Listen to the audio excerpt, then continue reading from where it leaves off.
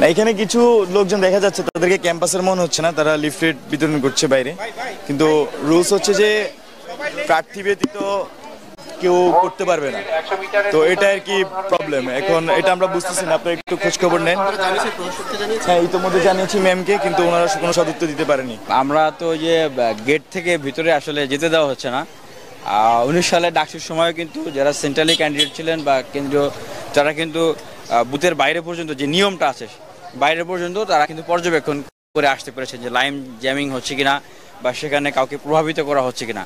আমাদের টিএসসির বাইরের গেট থেকে কাউকে ভিতরে যেতে দেওয়া হচ্ছে না। ভিতরে কি হচ্ছেন, ওনারা কি করতেছেন সেটা তো ওনারাই জানেন। তো সেক্ষেত্রে এই অভিযোগটা বড় ধরনের অভিযোগ হিসেবে আমি রাখতেছি। আর দ্বিতীয়ত আপনাদের পোলিং এজেন্টরা আছেন, দেখেন পোলিং এজেন্ট থাকুক অথবা না থাকুক, একজন সেন্ট্রাল ক্যান্ডিডেট তারা ভিতরে যাবেন না।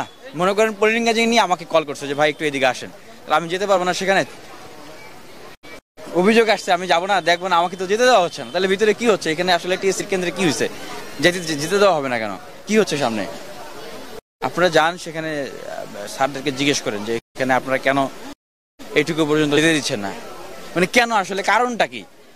এখানে যত ছাত্র সংগঠন আছে, আমরা যারা প্রার্থীরা আছি এবং বিশ্ববিদ্যালয় প্রশাসন, নির্বাচন কমিশন, সবাইকে দায়িত্বশীল আচরণ করতে হবে। আর আমরা ভোটারদের প্রতি অনুরোধ করছি, আপনারা আসেন কেন্দ্রে, আপনাদের পছন্দের প্রার্থীকে ভোট দেন। এবং সে জায়গায় আমরা বিশ্বাস রাখি শিক্ষার্থীরা ঐক্যবদ্ধ শিক্ষার্থী জোটকে বেছে নেবে। শিক্ষার্থী বান্ধব এবং ছাত্র বান্ধব আমরা যতগুলো কাজ করেছি, আমরা ইতিমধ্যে শিক্ষার্থীদের স্বতঃস্ফূর্ত রেসপন্স দেখতে পেয়েছি।